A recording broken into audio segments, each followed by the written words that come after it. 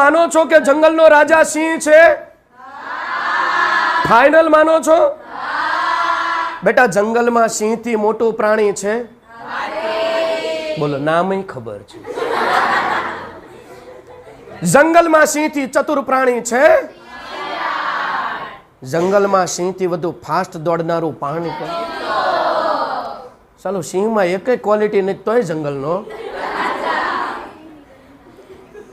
સિંહ છતાં પણ જંગલનો રાજા છે.